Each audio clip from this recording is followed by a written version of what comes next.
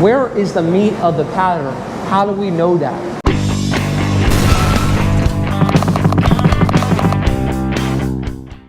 What's going on, everyone, and welcome back to another episode of Paint Society, the channel where the learning doesn't stop when the video ends. Today, we have a great one for you, a really important, basic, how to set up your gun to paint a car or any automotive part. So let's go ahead, let's jump right into the booth. I got a little chart set up for you. We're gonna learn some stuff today. Okay, class, for today, what we're gonna be doing is we're gonna be utilizing this chart. We're gonna learn about fan, fluid, and air. The three basic most adjustments we will need in order to get a good spray pattern. Once we learn it, we're going to apply it right away onto our bumper. That is the easiest and the best way I feel it is for you guys to learn, so we can see exactly what we're doing. We're gonna show you how the paint goes on. We're gonna zoom in on the paint and show you what's going on. All right, so let's get started. Today what we're gonna be using is a sealer first, because that is what the bumper will need. So let's first get familiar with our paint gun. On our paint gun, we have first our pressure. Air comes in through the bottom, it goes through the whole paint gun, it atomizes the paint to be released through the nozzle and onto your panel. So air is very important, but we're not going to adjust air just yet. The first thing that we're going to do is take a look at what do all these knobs mean. I chose the GTI Pro Light because it is a very traditional gun and it matches many other guns that are on the market now, and all basic guns are very similar. On the bottom, we have the air adjustment valve. I keep this completely open, all right? So you can put it all the way in and then turn it all the way out. That stays completely open. Next up, we have our fluid. Now that I have my PPS with the sealer out, I can show you how we set it up and what a good baseline is. So first, I'm gonna squeeze my handle all the way in, and I'm gonna back out this and just until it comes off, all right? If it comes off, we put it right back on. Now I'm gonna turn this until I get resistance, okay? At this point right here, it stopped moving, okay? If I were to release the trigger, it would keep moving. So let's back it out once more, pull the trigger, and we turn it, it has stopped moving. This setting right here is called wide open. The fluid is now at a wide open setting, and we can adjust from wide open. So we can do one turn from wide open, two turns from wide open. I like to adjust one turn at a time. So let's kick this back out to wide open. Once more, trigger pressed, turning to the right, which is clockwise, until it stops. Now this is our fan control right on top. It is different from our fluid, and it controls how wide the pattern is, okay? So some fans can be super wide, some fans can be a little bit small. And I'll show you what fan means on the board in just a moment. For here, we keep it all the way out, and we can just give it a little bit of a quarter of a turn just to clean up our edges. Now, let's apply what we've just learned to the chart. We just discussed fan, fluid, and air. Once again, we have our air, we have our fluid, and we have our fan. We keep this wide open and we adjust from here. For now, we're gonna put our air right around 22. Now, just because it's at 29 now does not necessarily mean it's gonna spray at 29. You wanna adjust your air when you have your trigger pulled at least halfway. Speaking of which, when you pull it halfway, only air comes out.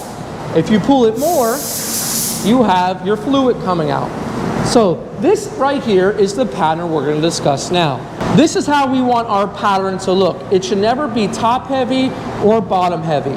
We want to be about this much away from the panel. So to do that, you're going to take your pinky and your thumb and you're going to put your middle fingers down, and that is the distance just about that you want to be from your panel, okay? From that distance, we are going to recreate this spray pattern right here at about 23 psi. As we can see now, they are very similar. If it was wide on top or wide on the bottom and thin in the middle, that means that these little holes right here are not cleaned out and they're not allowing the air to spray properly. To demonstrate that, I'm going to plug up one of these little holes with tape. So right now we put a little piece of tape right there, and we're going to try to represent what it would be like if you had not cleaned up your gun and watched my video on how to properly clean a gun. Take a look at the pattern now. Do you see on the bottom how it's much wider than the top? At the bottom you can see it's kind of thick. And what that would mean is you could possibly have too much fluid going towards the bottom, and that type of thing could give you a run on one of your panels. Now let's remove it and let's try again. Now with it removed, let's take a look and we'll see what our pattern looks like. We have one correct pattern,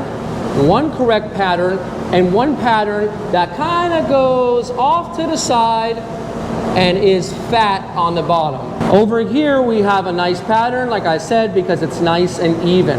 So that can come just from having a paint gun that is not clean.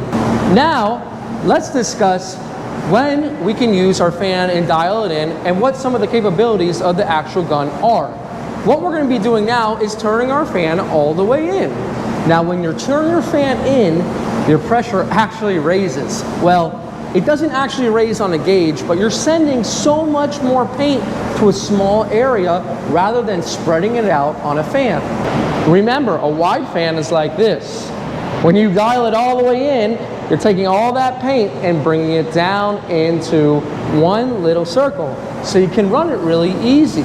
Let me show you what a all the way turn in fan looks like now. We're going to represent that dot right next to it. Just like that. So just by turning that in, that's what happens. Now let's turn it out about one turn from the fan. Getting a little bit bigger. Another turn. A little bit bigger. Let's turn it out just a little bit more. A little bit bigger. So this is pretty much your fan, okay? When we dial it all the way in, and we turn down our pressure, and we turn in our fluid, we can almost get really creative with it because it can become so very fine.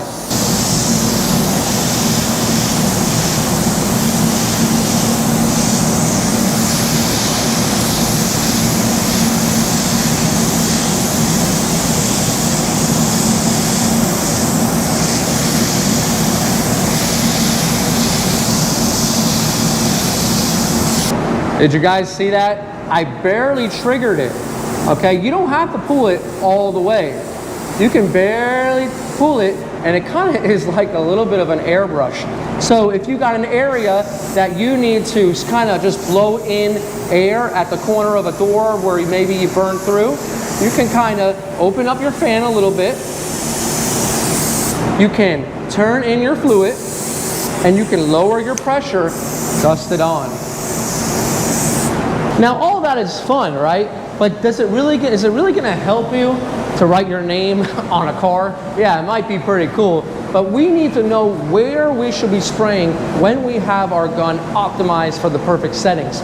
Where is the meat of the pattern? How do we know that? Well, let's go back to our initial settings that I taught you before. Remember, fan wide open, give it a little bit of turn to kind of clean up those edges. Take your fluid, and I'm going to do it upside down. I'm going to disconnect my air. I'm going to do upside down so the fluid doesn't come out the gun. I'm going to turn it all the way out. I'm going to hold that trigger once more. I'm going to push it in, turn it in until it stops. I'm wide open. I'm right where I want to be. You're going to play around with the air pressure with the fan. Remember, you need enough air to fill that fan. Let's talk about a WS400, for instance. That gun has a huge fan. If you don't have enough air, it won't fill up the fan, and you'll have just a lot of dry spray going into the air. Now that we have our gun all set up, let's make believe that our panel is just about here. Where we want our meat of the actual fan to be, where it's the best optimization, the best atomization, is right in that area, which is why we use this distance. So if we're spraying, we should be right around here, And we want this area right here. If we're spraying this far away, we're only getting the dust. But if our panel is right here, we are getting what matters most. And what matters most is that thick block of atomization. Watch it right here. Too far away. Look at that inconsistent spray pattern. Now let's go just at the right distance. Do you see the difference in the spray pattern? Do you see how beautiful it is? Now let's apply it right here.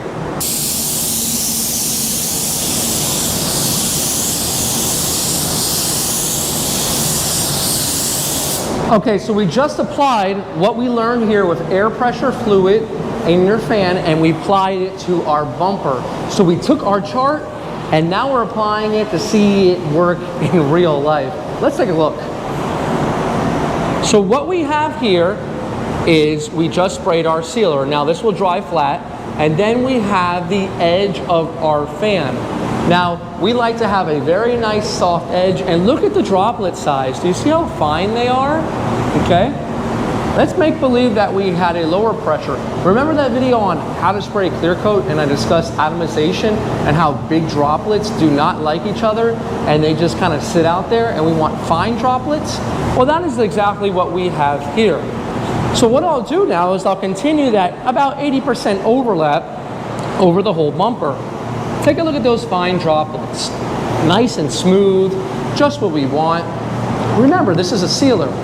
So what I'll do is I'll continue to finish this. I'll show you what it looks like when it's all done. All right, so I really hope that this gun setup video helped you. As you can see, our bumper here is nicely painted. It is completely flat because we had a nice, consistent fan and fluid control paired with our air pressure thanks to the chart.